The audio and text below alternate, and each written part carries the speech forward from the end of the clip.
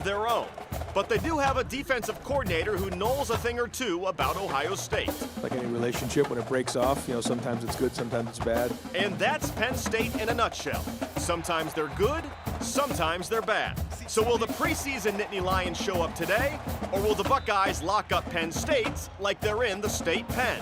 It's scarlet and gray against navy and white on a day that we remember gold. A special edition of The Football Fever starts right now.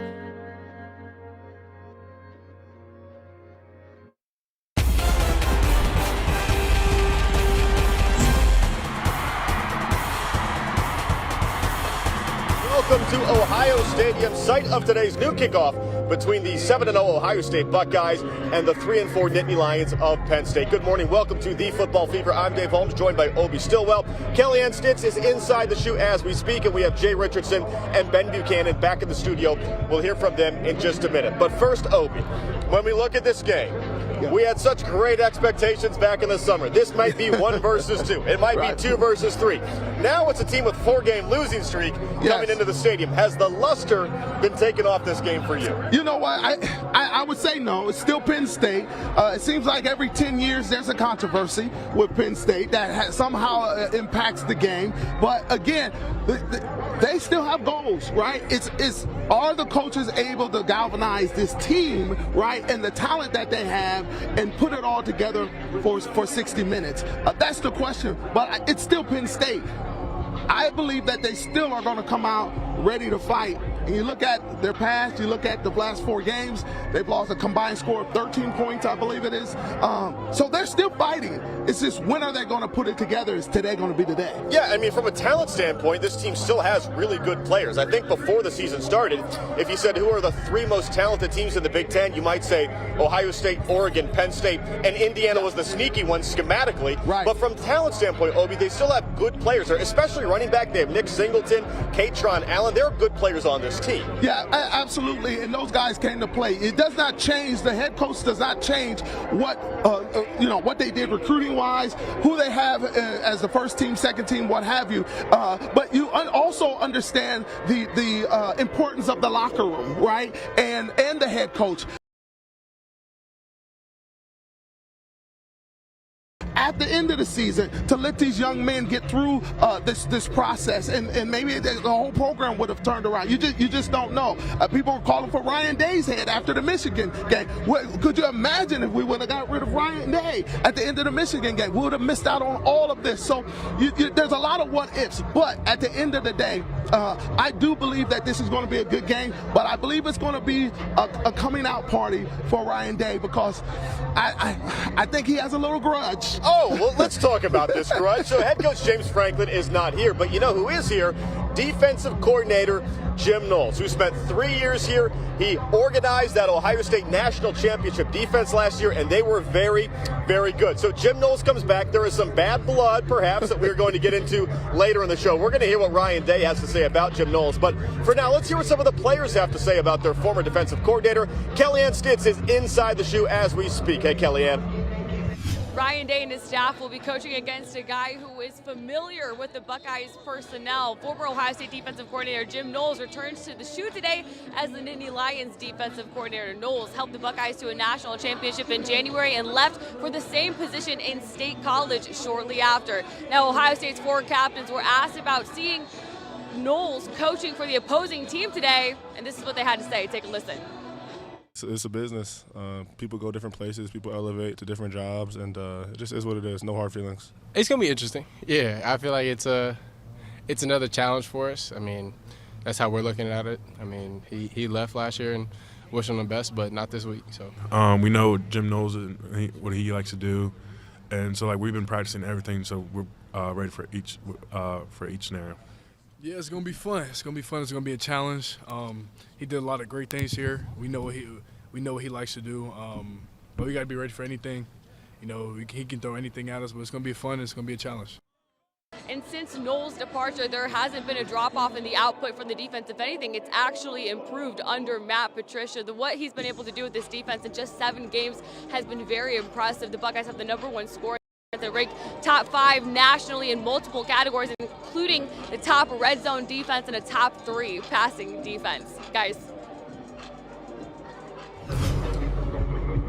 Thank you so much, Kellyanne. All right, let's take a walk down Narrative Street for a minute, Obi, because I've heard a lot of people say this week, we know exactly what Jim Knowles is going to want to do. But you know what? Jim Knowles knows exactly what Brian Hartline wants to do. Right. Jim Knowles knows the strength and weakness of Caleb Downs and Arvell Reese and Caden Curry. So when we talk about this dynamic, is there an advantage, a disadvantage? Who does it favor when you go against your old guy? Well, I think it neutralizes at the end of the day. I do believe that there's some aspects of Knowles. Yes, he does know what Brian Hartline is going to do. I think also the fact that Brian Hartline is still new. He's still novice to this, right? So I think Ryan Day is going to take a little more of that over, which again puts in the same position. They know Knowles knows what they're going to do, right? I think schematically, I think what the advantage really is that I think that Knowles' defense was amazing last year. There's no doubt about that.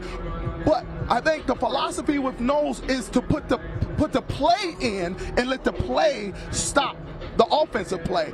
I think Patricia's idea is to put the player in the right position and let the player make the play and give the player the versatility to be an athlete. And that was the last, I would say that last decade of Ohio State defensive football is the fact that they're saying, hey, are they going to let you play? Are you going to recruit these 4- and 5-star athletes, but are you going to let them be athletic on the field? And there's a little, I think with Patricia, he is definitely, he's allowing these guys to play to their athletic ability. Yeah, interesting conversation for sure. Let's bring in the other 2 guys on our broadcast team today, Jay Richardson and Ben Buchanan. Guys, I love you. We have good chemistry on the show, but I swear to you, if you ever leave us for $3 million a year, you're dead to me. Hey, man, we're here to stay. You know it, absolutely. He might be $3 million. You're never going to see me again. That's pretty good, we'll say. All right, Jay, the guys already touched on it, but what happened to Penn State this year? We had a preseason top 5 team in America with national dreams. You even had the Nittany Lions in your top 4 at the end of the season.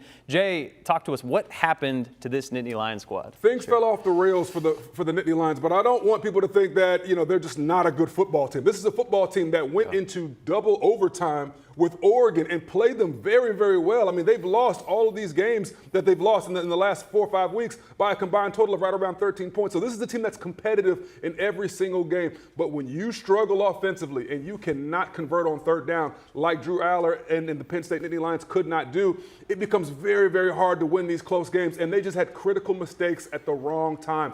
Big-time interceptions when you don't want a big-time interception. And then you got Iowa, another game, came down to the last play, and they found a way to lose. So it's interesting because they have so much talent at Penn State, but this particular season, they just found ways to snatch defeat from the jaws of victory, Ben. Yeah. And when you have that repeatedly, it puts a bad taste in people's mouths. And then, of course, during the bye week, you get rid of your head coach, James Franklin.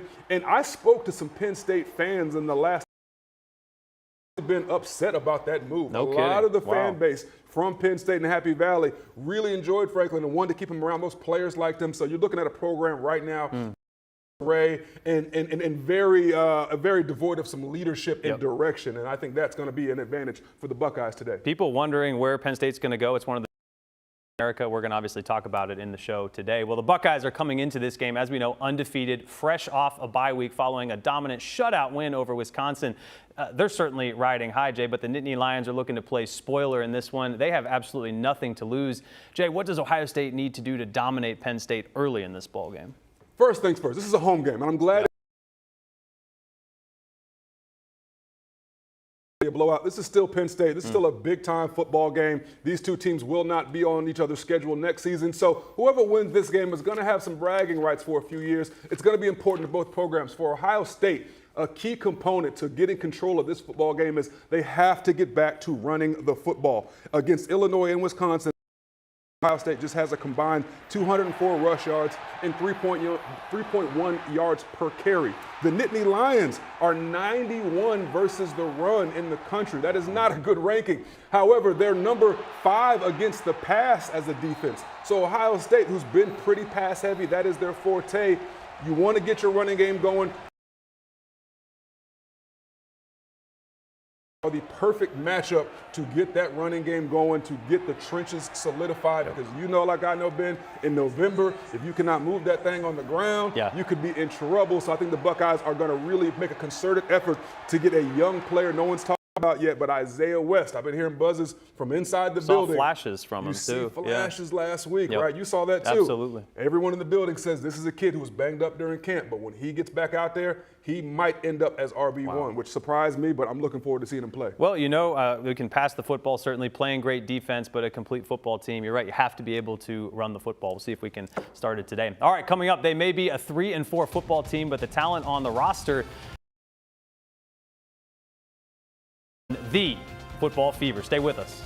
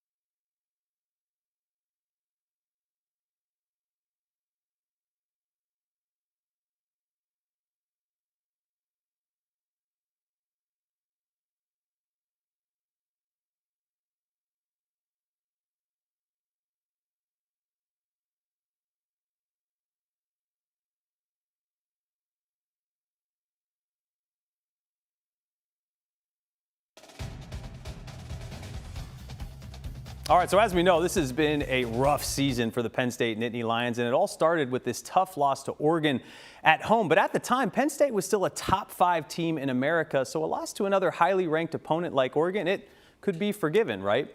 What can't be forgiven, though, is a loss to one of the worst teams in college football this year. Looking to bounce back from the Oregon loss, an all-time low, but the Bruins absolutely stunned the Nittany Lions 42-37 in that contest, and that's when things really started to slide for the Penn State Nittany Lions. Penn State appeared to get another easy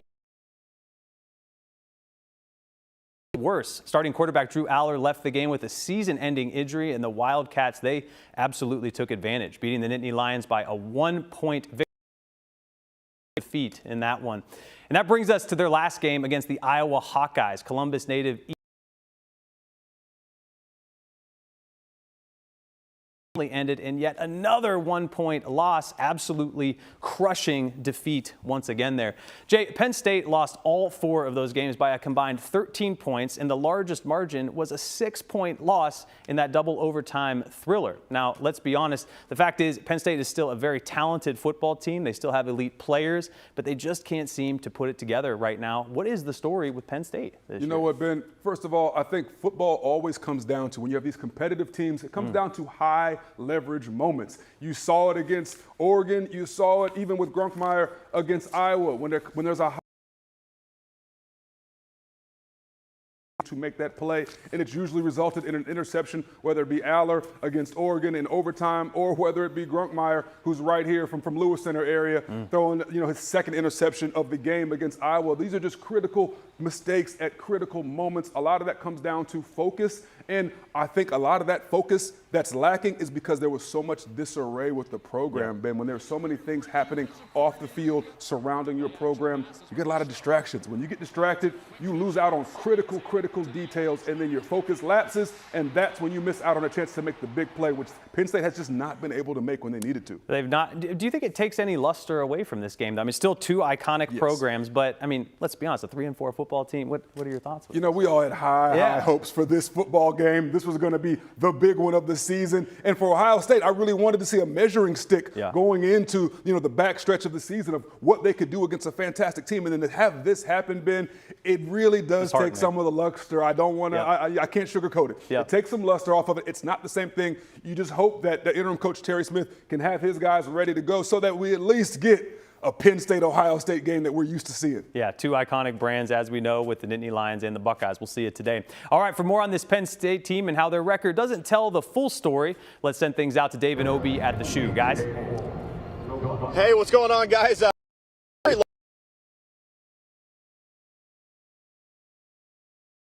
Been the James Franklin, Drew Aller story over their careers. Is close but not quite. Now the difference is they used to do that against top 5 teams.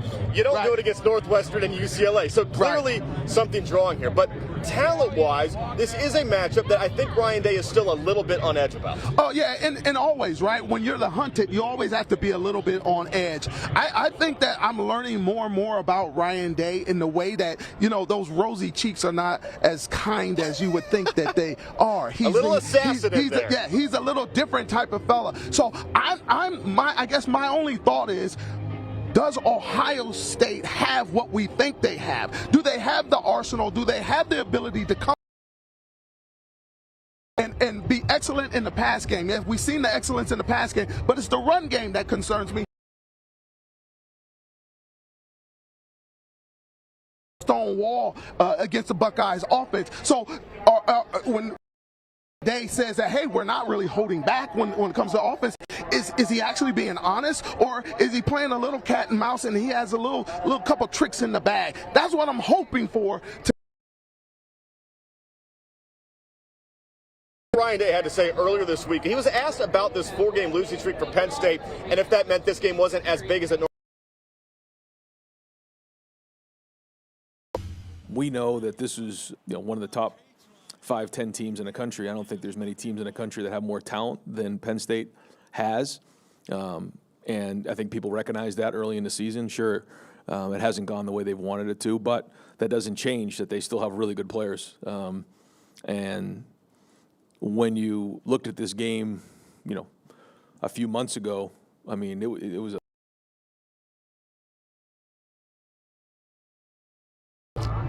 Okay, so they do have very good players, as Ryan Day said. They do not, however, have a head coach currently. James Franklin has been fired. They're now waiting and finding out what's next for them, Obi. So was that the right decision to get rid of James Franklin in the middle of a season? And for all of the, big game James jokes that are out there, he could never win the big one. He did have a lot of success at this program. Yes. And to get rid of him mid-season, in a season where a lot of people picked this Penn State team to win the Big Ten August. Wow. Was that the right move? Yeah, you know what? I will always question getting rid of a head coach in the middle of the season, unless it is overly, pushed or advocated by the locker room, the players themselves. Because again, the kids are going to be impacted and affected by this. I think there's something that can be created with the new quarterback Ethan Grunkmeyer.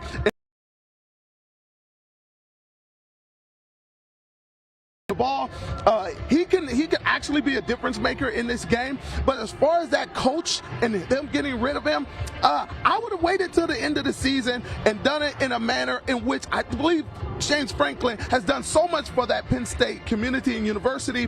I think they could have gave him a better exit. Yeah, I agree. It just doesn't make any sense to me when you have a good team and there's still players who want to play for something. You always got to remember that there are guys in their last year of college football. Yes. And to throw them into a state of turmoil like this in the last year of college football is not ideal. You mentioned Ethan Grunkmeyer, their quarterback, who will start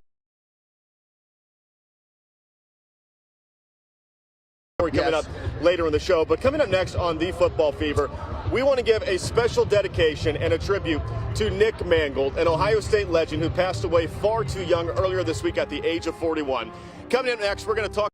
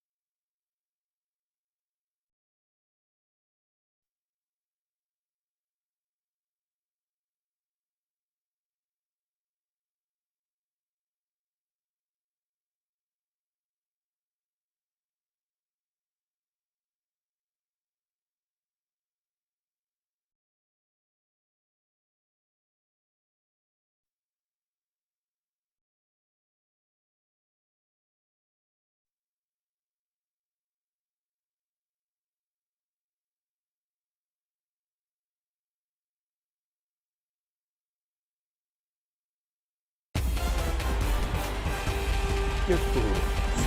It's such a great young man. I had the pleasure of coaching him for all 6 years with the Jets, and I remember it was obvious I was Mangold's injured, and he comes to me and says, "I'm playing this game," and he wanted to play for me.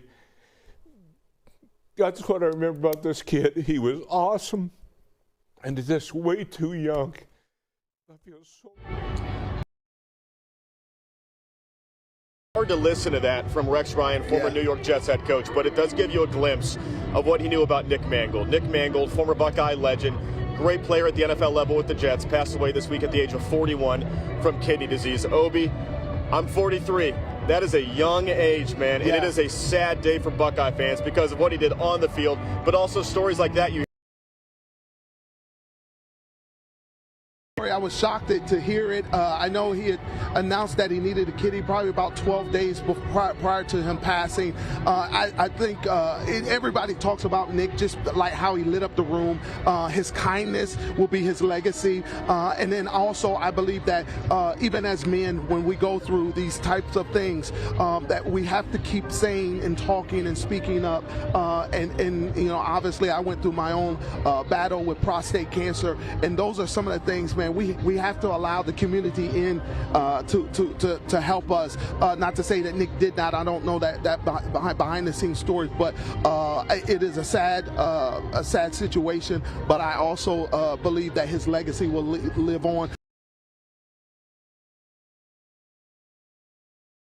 Far from Buckeye Grove over here, where there's a plaque with Nick Mangold's name on it, an All-American on the field, an All-American guy off the field. This week I had a chance to talk to some of the people who knew Nick Mangold best. You don't get to choose your last name, but Nick Mangold's last name sure chose him. On the field, he was all man. His dominance and his presence was always felt. Off the field, a heart of gold. Great role model for people to watch. And we all watched him for 4 incredible seasons at Ohio State. A national champion, first-team All-American. To a legacy that permeates the hallways of the Woody Hayes Center. We talk about leaving legacies behind. When you hear that name in this building right here, you know, people stand up straight. And Nick Mangold walked a straight line. A quiet leader. He played center, but never aspired to be the center of attention. Just part of a team. Nick was a quiet, selfless team guy that just did whatever the team needed. A small-town work ethic that eventually landed him in New York City. When you're a Jet all the way. And Nick Mangold embraced the bright lights, but he never let go of that Midwest mindset. Just the coolest, warmest, welcoming guy that I had ever encountered. And the fact that, you know, he was all world here at Ohio State, and I'm like, dang, this guy's legitimately cool, a good dude. A good dude, a loving father, a caring husband. Nick Mangold wore many hats over his signature long hair. He didn't just go through this place. He left a work ethic, he left a leadership, he left a discipline, and certainly a body of work on the field. A large body of work by a man with a pretty large body. 6'4", 307 pounds. Nick Mangold, seven-time Pro Bowler and a member of the New York Jets Ring of Honor. And today, we honor him with our show. Who spent every day with him, just watching him. But Nick Mangold's a special one. Nick Mangold is a special one. Coach Tressel knew him so well, spoke so highly of him. There will be a moment of silence today before the game to honor the legacy of Nick Mangold. I know, Obi, you and I talked a little bit off camera. When it comes to health and caring and these sorts of matters, you do feel the Buckeye brotherhood. Yeah, you do, you know, and we've lost a number in our generation, our crew. Jason Winrow to Jason Gwynn to Chico Nelson to and I apologize if I'm missing any, but there's so many guys. It hits different when you've been in the locker room with them and you've seen the way that they perform even on the field, but the laughter, the kindness, the gentleness, it's something different when you see that when that person passes away. It hits a little different with the Buckeye Nation and Buckeye brotherhood. That's going to stick around for a long while, this tragedy. Yeah, incredible legacy here as an Ohio State Buckeye. They love him in New York, the way he really embraced that community. Coach Tressel talked a lot about how he embraced that big city and really implanted himself in that community. Let's go back to the studio now. Ben Buchanan and Jay Richardson. Jay, I know you know him as well as anyone. You lined up against this guy in practice all the time, so let's send it back to the studio for more perspective. All right, thanks, Dave. Jay, this is truly a devastating loss, not only for Buckeye Nation, but for the entire game of football. Nick Mangold was truly a shining light, as we mentioned, taken far too soon. You did share a locker room with him during your time at Ohio State. What kind of legacy does he leave behind? Oh, man, it's beyond a legacy. You know, he left his essence and his spirit behind in the Woody Hayes and in that locker room, and just with all the guys that knew Nick, that played with him. I've known Nick since we were 17. You know, we played in, I don't know if folks remember the big 33 All-Star game and the North-South All-Star game and all those awesome Ohio All-Star games. I mean, he was a standout in those. That's where we first met. And then on the recruiting kind of tour, headed to Ohio State with the #1 class in the country. You know, me, him, Santonio Holmes, Maurice Clarett, all these guys. And we've all just been, it was always a close-knit family kind of unit. You know, Nick's dad, Vern, and my mother started the Ohio State Football Parents Organization together. They were very, very close. Then his mom and my mom were on the Dr. Oz show together for NFL Moms. Me and Nick were together in New York, you know, my brief time there with the Jets, me, him, and Santonio, and just seeing that clip of Rex Ryan, it tears me up because him and Rex were really, really close.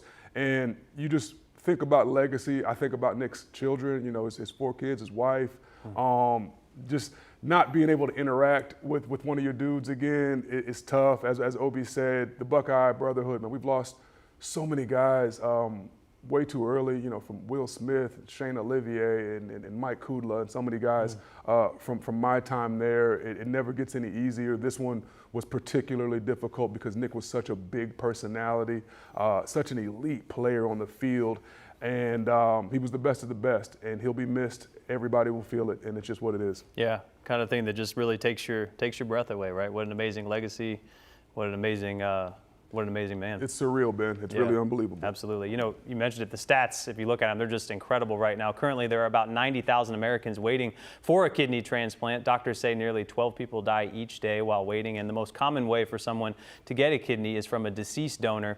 The wait is currently between 3 and 5 years. You can donate a kidney while still living, and the outcome for that donation is usually better for the patient. If you're interested in becoming a donor, we have a link posted to the American Kidney Fund with all the information you need to know on the ABC6 app and website. Nick Mangold, what an amazing, amazing man. Coming up, he's certainly got some big shoes to fill. We take a look at the Olentangy kid thrust into the spotlight thanks to an unfortunate injury. This is the Football Fever. Stay with us.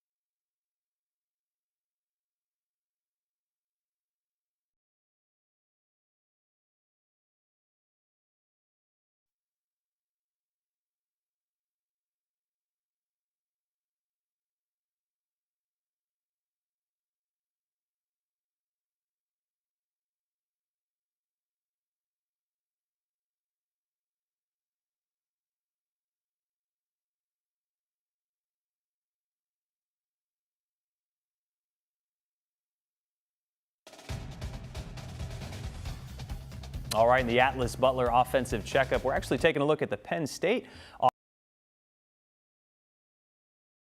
Drew Aller, he left the Northwestern game with a broken ankle, ruling him out for the rest of the season. As a result, backup quarterback Ethan Grunkmeyer has been given the keys to this offense. The freshman from Olentangy got his first start against Iowa. And let's just say he didn't make the best first impression. Penn State was very run-heavy in the game, with Katron Allen notching 145 yards and 2 touchdowns on 28 carries. Grunkmeyer was still allowed to sling it, but his inexperience showed in a less find the end zone once while tossing up 2 picks. For more on the freshman quarterback, let's send things out to Kelly Anstitz.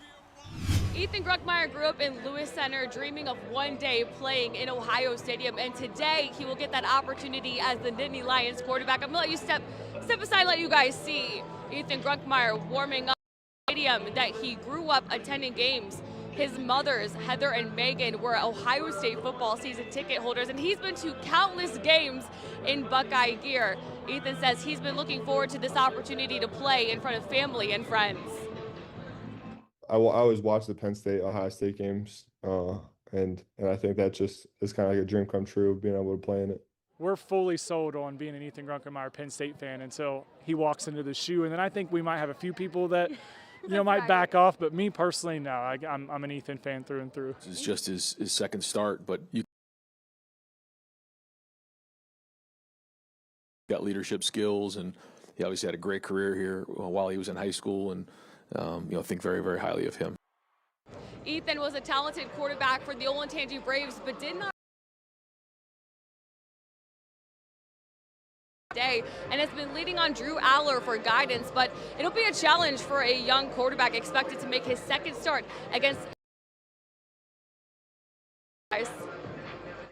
Well, it took him nearly 3 years to finally reach the pinnacle of defensive excellence, but it took his replacement just 3 months to do the same. We're going back in time to dissect the difference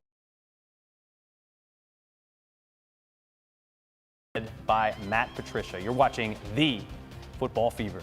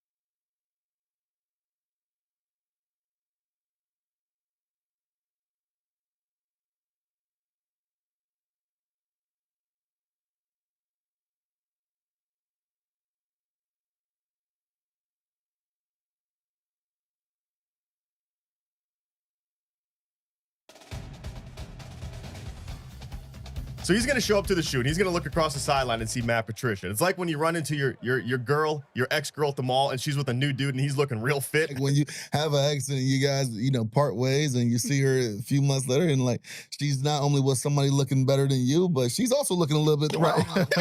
She went to the gym. I wasn't like that. Hold on, defense. You guys, you wasn't playing like that when I left. What you doing now? Yeah, it's gonna suck for Jim Knowles. I mean, not even just it's gonna suck on Saturday, but it has to suck when you're watching your old girl. So imaginable. And you can't escape it. And you can't do anything about it. Turn your phone on, man. You ain't even following her on social media. Oh my God, what is she doing? Live sport? The algorithm's just throw it in your face. And the thing is, she wanted you to marry her. Oh, man, we had so much fun on The Script, the podcast on the Ohio State Buckeyes. Hit us up at the Cardell Jones and Beanie Wells, and we were playing this relationship metaphor out.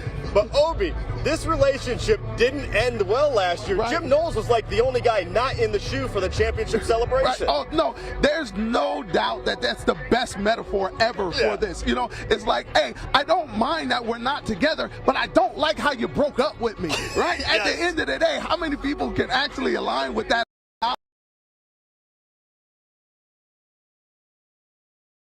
That he did, that they actually gave him the contract. You know what I'm saying? Just to give a little context, because they gave him the contract that he supposedly wanted. He took that contract, went to Penn State, got a bigger contract, and never even came back and said, hey, counter or anything like that. So when I talk about this game, like that is the to this game that makes it a little more spicy, just a little more edgy. You're like, hold on, is this the rivalry that we know? On the outside, maybe not, but on the inside, ooh, it's brewing. Yeah, well, Ryan Day had every chance to just say, we love Jim Knowles, no bad blood, water under the bridge. He did not do that. No. Take a listen. Relationship when it breaks off, sometimes it's good, sometimes it's bad, but there really hasn't been much communication. He did a great job when he was here, helped us win a national championship, and kind of left it at that. And then it was, hey, we got to go make a replacement and move on from there. Has it been, does that sound like, hey, how's your old girl? Oh, we haven't spoken. Hasn't been much communication. Yeah. So you go through a breakup, and sometimes you look back in hindsight and say, whoo, I dodged a bullet on that one. Now, Jim Knowles got better and smarter the older his defense got. Year 3, they look really good with a whole experienced group. This year, Matt Patricia comes in, and it's just insta-fix. Yes. So did the Buckeyes actually improve from this breakup? Oh, I think they did. Again, I've talked to a number of different former Buckeyes in the last decade about the defense, right? And you look at the 4- and 5-star athletes, and I'll reiterate this. The point is that are you going to let these guys play? Are you going to play such a tight assignment type of football that you don't even see the athletes give them room to actually adjust to the play because they have to stay locked in on just this particular area? I think Matt Patricia has taken the athletic ability, most especially with Sonny Styles and Reese, Arvell Reese, and allowed that has allowed this defense to play a 4-3, a 6-2, a 4-3, a 3-4, or whatever in the same down, like in the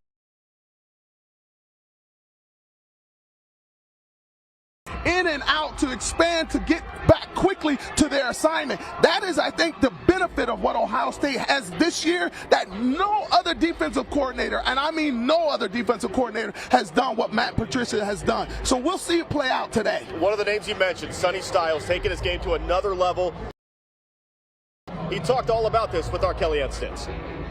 Linebacker Sonny Styles prides himself on being a leader on this top-ranked defense. Sonny is currently the team's second leading tackler and grabbed his first career interception against Wisconsin. The Buckeyes are coming off of the bye week, but they like to brand it as an and much more. Yeah, just working on our fundamentals. I think we went through the film, of this season and see what we need to work on, some of the issues we've had show up on tape, and I thought we got it fixed. Penn State hasn't had the season they've wanted to, but there's still a lot of talent on that team. Ryan Day has mentioned that he's viewing it as still a top 10 matchup. Is that the mentality inside the Woody? I mean, it's a matchup game. They got just amount of time as us, and obviously they lost a few games, but they're going to come in here and give us their best shot. A familiar face is coming back to the shoe, and your former defensive coordinator, Jim Knowles. What are your just thoughts on the whole thing? I mean, really no thoughts. There's no hard feelings. You know, Coach Knowles is a great coach. I appreciate him when he was here, and just is what it is. You know, we're trying to go out there and find a way to win. I'm not.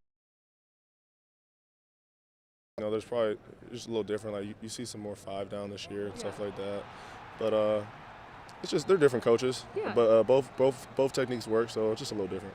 So this game falls after Halloween. You're going to be a football player this year, but growing up, did you participate in trick-or-treating, and what was your favorite costume? Yeah, me and my brother and my sister used to trick-or-treat together. I remember this one costume where I think me and him were both ninjas. You guys were both.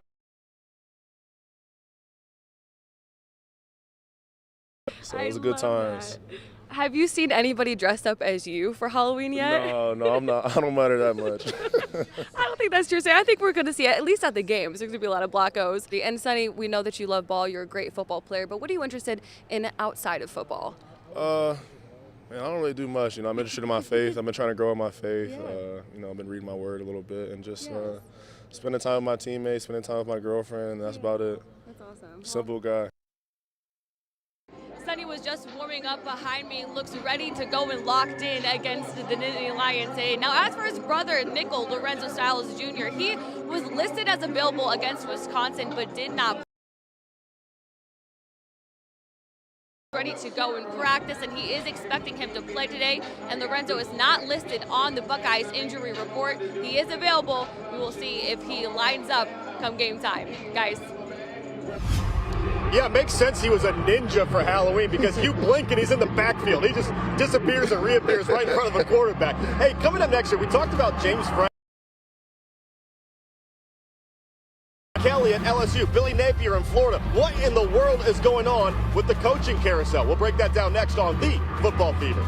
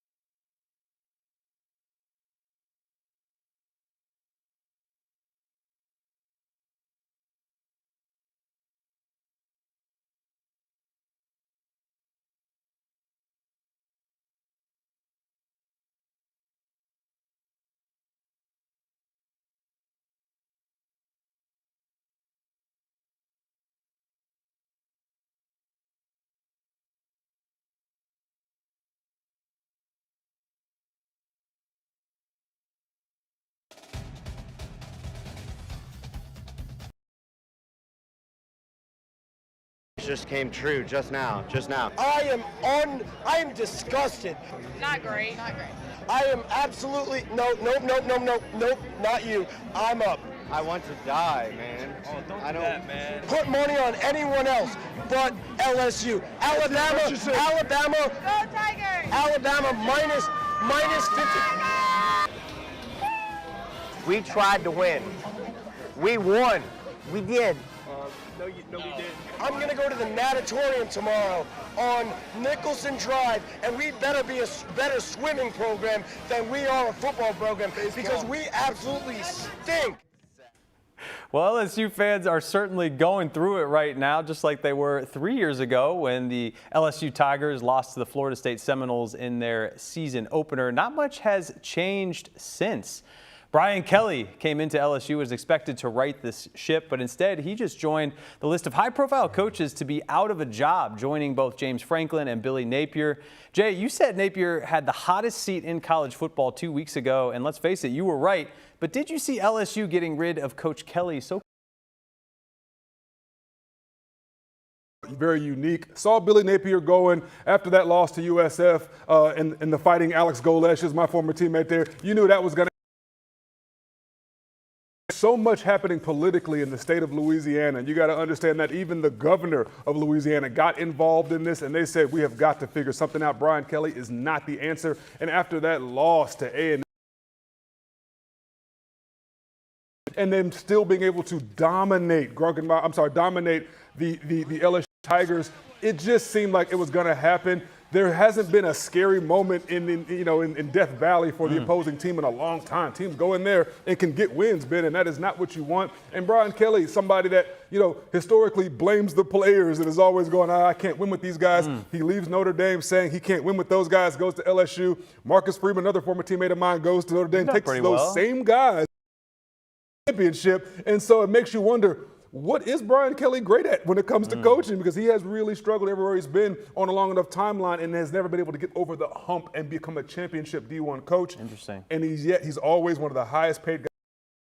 $1 million it cost them to get him out of the door. The year of the mid-season large firing and buyout, and man, what a crazy year for 2025 we've seen. Now, James Franklin being out of a job means Penn State is one of several prestigious head coaching positions on the market. So who will replace him in Happy Valley? For a while, it seemed like former player Matt Rule would take over, but he just signed a 2-year extension with Nebraska, keeping him with the program through 2032. So he's most likely out. Others tipped for the job include Indiana's Curt Cignetti and even Brian Kelly. But one coach topping many lists is Ohio State offensive coordinator Brian Hartline. Jay, do you think this could actually happen, him going to Penn State? Ben, I'm going to tell you right now, Brian Hartline to Penn State, I'm hearing buzz about it. Wow. It is a real thing because so many other coaches now. LSU, by the way, folks, was looked at as the serious job, the best job amongst the availables. Yeah. Well, then Penn State now looks a little bit better because LSU's got a lot of things going on down there. So and I don't know how many coaches want to deal with that. With Penn State, you've got to go through Ohio State, you got to go through Michigan. It's going to be a rough road, but you have resources there. And I think that's something that will not only give someone like a Brian Hartline an opportunity to thrive, but it also allows for other head coaches like Lane Kiffin. You saw Matt Rule, you see Cignetti, they all signed extensions because they're saying, hey, Penn State's reaching out to me, they're offering me this. Yeah. What are you going to do? And then the schools double down on their guys. So I got a feeling Lane Kiffin might stay at Ole Miss and double down, or he might move. But if he does, it's going to be either LSU or Penn State, and whichever opposite job pops up, I think they offer Brian Hartline something, and that's up to him at that point. Fun time in college football this year, my man. All right, stay with us. We'll head back to the shoe one last time to hear Dave's keys to the game, as well as Obi's final thoughts ahead of kickoff. This is the Football Fever.